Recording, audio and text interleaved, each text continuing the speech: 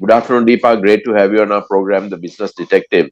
To begin, tell us about India's growth story under Prime Minister Modi. Thank you, Dinesh, and thank you for getting me on together this afternoon. As I said, it's an unprecedented story. Actually, in many ways, it's a story of absolute transformation, and a transformation which I think not has ever been witnessed in human history, both in terms of the scale and the pace at which it has happened. And I'll just give you a few instances. 2014, when Prime Minister Modi came into power, India was rated as a fragile economy. It moved in the past just 3,500 days. It's moved ahead of Russia, Italy, Brazil, France, UK, from number 10 to number 5 as a GDP. And let me just put it in perspective for you. Let me just share with you what is going to happen just in the year 2024 itself. And I'm not just talking about the most unprecedented election in human history ever, where 12% of the world's population will be now voting for the 18th Parliament of India. And as we know, it's no longer a secret that we are all looking forward to Prime Minister Modi being sworn in for his third term, so as to speak. But let me put it in some numbers for you. This year itself, in 2024, 35 million Indians will move out of poverty. And this is in addition to the 250 million which have moved beyond poverty in the past, as I said, 3,500 days. Give me one other example in history where it has happened at that scale. The second, and remember I mentioned to you that there was a fragile economy in 2014? Well, this year itself, we will record, as per IMF and the others, our 7th year of being the fastest growing large economy on the planet. And more interestingly, Dinesh, this year itself, 16% of the world's growth will come from India. Now, just put all these things in perspective and just step back and think about the huge impact on how it has been brought. And it's also a classic example to showcase that when a democracy works and when you have a leadership which has the faith of its people, the trust of its people, it can actually create magic. And that is what you are seeing in India today. Deepak, given your wide experience in Invest India, how does a country like Sri Lanka differentiate from rest of the competitors in the region? You know, Dinesh, we were discussing this in my last visit. And I've always found that the very strong foundation blocks for growth of an economy and a nation are already very firmly positioned where Sri Lanka is concerned. I recollect my first visit was sometime in about 96, 97. And that was, you had done the world's largest security conference, actually Asia's largest security conference. And we had institutional investors from across the globe there. And everybody was talking about the amazing growth potential where Sri Lanka was. And you saw that happen. You saw the early 2000s, it's scaling up to a large extent. And in fact, look at it. It is one of the strongest economies at that point of time during the entire region, if you look at it. From the other parts of it, Dinesh, just watch. A very strong demographic. Like in India, you also have a large number of youngsters and very highly skilled workforce. Fantastic workforce. Geographically, look at the positioning. You're right, sitting on the Indian Ocean. 50% of the world's trade actually moves through that ocean. So you're brilliantly positioned where that is concerned. And look towards even some of your FTAs and some of your other trading partners. They are extremely well positioned.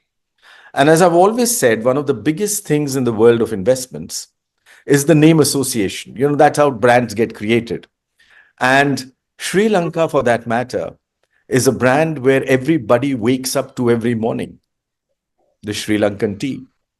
And we all wake up to it. So it is something which you're reminded of every day.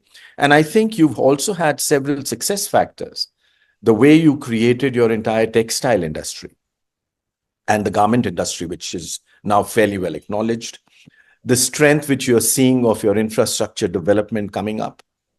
And most interestingly, which is what I found in my past two visits, which happened in a short span of 120 days, I got the opportunity to meet a large number of your young entrepreneurs. And Dinesh, I know you fit in with the same generation as they do. I must compliment you on that. The hunger to make it happen, that fire in the belly, that ability, that desire. I think that is what brings to me the highest level of optimism, where you would see the Sri Lankan economy getting a huge propelling factor from the entire entrepreneurial spirit which is sitting in there. So I think put it all together, you see a very significant upside and a very strong level of optimism, which I share going forward. Okay. What sectors should a country like Sri Lanka focus to attract some of the big Indian investors? Dinesh, you are the expert on that, you know. But I must mention, yes, there are a lot of synergies which can be worked in together. I think there are already some building blocks where industries like pharmaceutical is concerned, and as already mentioned, the garment industry, which is there. The tourism industry, in any case, has a very, very strong potential. And as you know, Indian tourists, outbound tourists also now rank amongst the top in the world, both in terms of numbers and both in terms of the per capita spend, which is happening. I really look at that as a big force of momentum to take forward, that entire tourist flow. And I think as the connectivity being discussed and other elements coming around it, I think that is something which can build upon in a significant manner. But yes, industries and the new world industries, which are related to IT, which are related to AI, which are related to all the new elements. And I've seen a number of startup elements which are coming up in India. And you know, one of the big pushes of Prime Minister Modi has been on that entire startup and the extreme entrepreneurship element of India, which has taken off enormously and is now globally acknowledged. I think that is something where we can see more synergies working and new ideas for the new industries going forward, germinating themselves and further strengthening this bond. Deepak, you were actively involved in Startup India.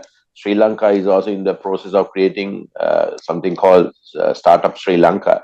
What would your advice be to the government of Sri Lanka? I think, you know, I'm not there to give an advice, Dinesh, but yes, to share what we've seen here. One of the primary reasons of success of Startup India was that it was led from the top by the leader himself, by the Prime Minister. And as a result, what you saw, I think it is today a business school case study globally, where how first creating policy and two, execution of that policy. And when I said policy, it meant creating, in addition to the policy itself, creating an entire enabling environment. But the interesting element in that policy creation, which I witnessed, was that one, it was based with a very high level of stakeholder consultation.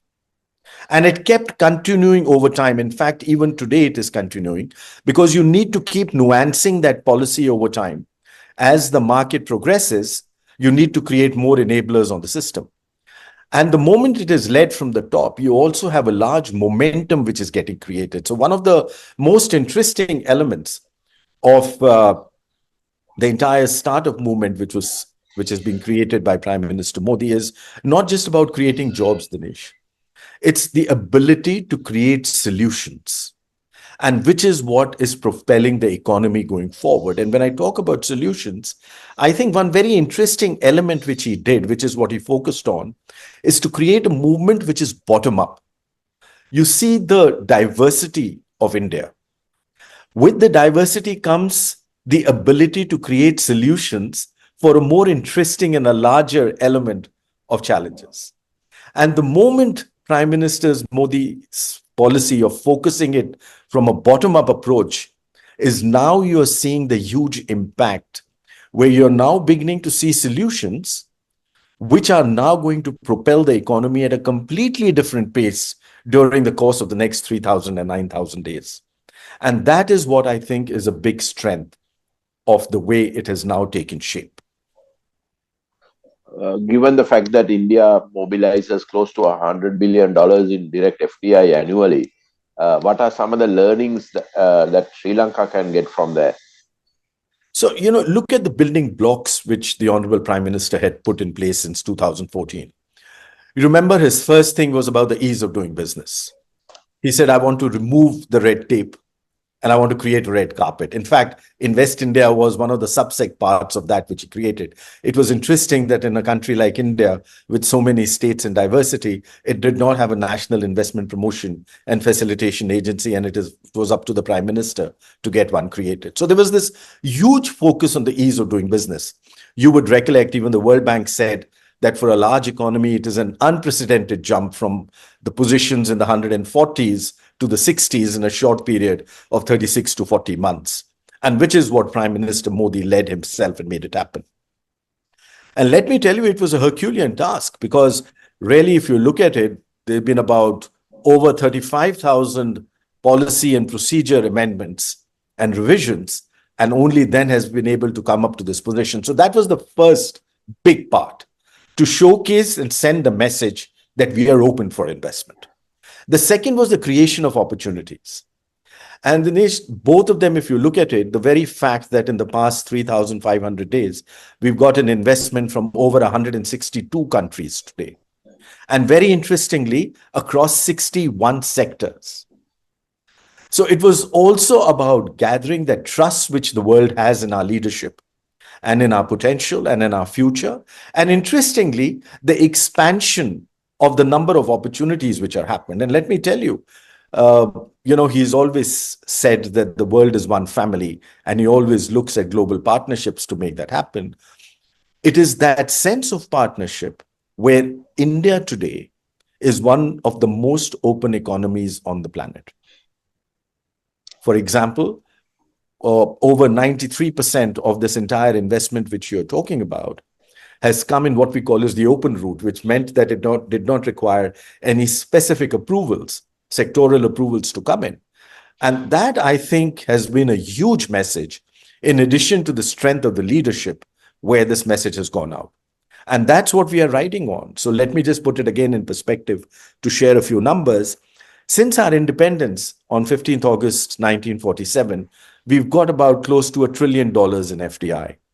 Interestingly, close to 700 billion of those, or close to over 600 billion, between 6 and 700, have come only in the past 3,500 days.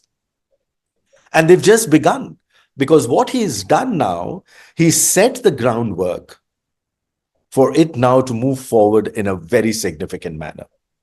And that opportunity space will now have a rapid expansion, which is what you will see. And as you know, global capital, and Dinesh, you know it better than anyone else, capital flows where it's welcome, capital flows where it gets a return, and capital flows wherever it is respected. And that's what he's done. He's created this environment and the enablers for all these three to happen together. How did Invest India tap into the Indian diaspora? Any lessons for Sri Lanka from that? So again, if you look at it, that was one of the big strengths of Prime Minister Modi's government. His ability to bring the entire strength of India together. So be it one government, that means across all ministries and state governments, or be it every citizen of India or every person of Indian origin.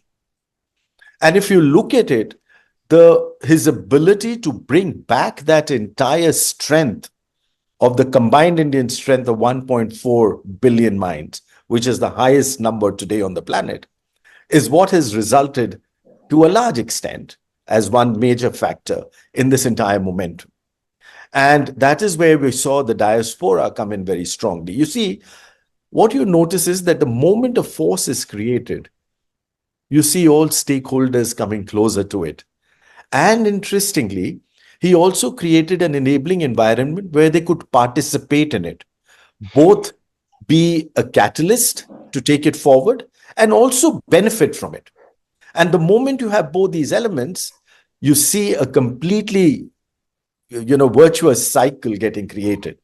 And that's what we are witnessing today. Given your background in a multinational bank, how did you manage the regulatory challenges within the bureaucracy? I think one of the interesting elements which leadership did, and definitely of Prime Minister Modi, was to bring about a change in mindset across all stakeholders, including the government. He challenged everyone to look at a new opportunity. He challenged everyone to see that new aspiration. And very interestingly, it's an aspiration which is shared by a new generation. You know our demographics. We've got 197 million voters this time under the age of 29. Our average age is about 28, 29, which makes us the youngest on the planet. And what he's done there is to see that it is today a very strongly aspirational society. And in a democracy, as we all know well, the confluence of people's aspirations and the moment it is met by a changing mindset within the government to be able to work towards those aspirations together, I think that is what the leadership has done. You know, I remember when I was in Sri Lanka just last month, one of the questions I was asked is, what is the magic of India? And I remember telling them, to my mind, it is about a resolute leader in Mr. Narendra Modi, a resilient nation which completely trusts and follows him, and both working with a relentless zeal to make it happen. That sums up is the magic of India today. How did Prime Minister Modi get the civil service future ready? I think that's what leadership is about. Leadership is also about showcasing that what is required to be done, but most importantly, if you really look at it. So that was the first element, getting the faith and the trust of the people and the government and the bureaucracy for that matter, and showcasing them in a very clear manner where the objective is. Where are we headed? But very interestingly is his relentless focus on execution. Relentless focus on execution. You know, it's easier to create policy. And the moment that the focus on execution comes in from the highest leader and from the leader of the country, you start seeing results happening. And it's a tough job. I mean, think about it, Dinesh.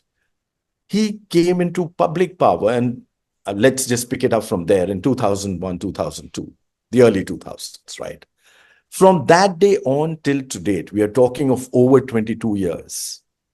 He's not taken a single day off for a personal vacation. Not a single day. Step back and think about it. The moment you see that relentless zeal, people fall in line. And people know that they have to deliver. And then the last part which comes in, very strongly monitored on outcomes. Every policy, every decision is related and matched with an outcome. And at the same point of time, he will hold your hand to lead you to that outcome. So it's not that you're just left in the lurch and then you have to do it yourself. And that is what has brought the strength, the policy, the execution, and now you're seeing the outcomes. Any quick advice on how we can strengthen our talent pool, given the fact that we are losing a lot of talent to other countries? Dinesh, I think the time has come where you'll see a lot of opportunities yourselves. It comes in the cycle of every nation and economy and society. And you have a very strong talent pool. That's why the world is also looking at it. And that's where you probably feel that you're losing some part of it. But that was happening in India too. But today we are seeing a reverse brain drain. And people are coming back after studying overseas because this is where they're seeing the opportunity is. And this is where they see a happier future than they could see anywhere else. So that is a time which comes in, and that is our time now. And that's where I'm seeing all these people come back. So I'm sure it's going to be happening with you soon. Okay. My final question to you is, now that you are left Invest India, what are you engaged in, and how could a country like Sri Lanka also tap into some of your experience? Dinesh, you already have an excellent team and you have a great platform. And as I've been seeing it, there's a government which is backing you on it. We are there at any point of time, wherever we can be of any support. I'm sure even institutionally, but for me individually, will always be a pleasure and an honor. Thank you. Thank you, Deepak. Great talking to you. A pleasure. And thank you for having me, Dinesh.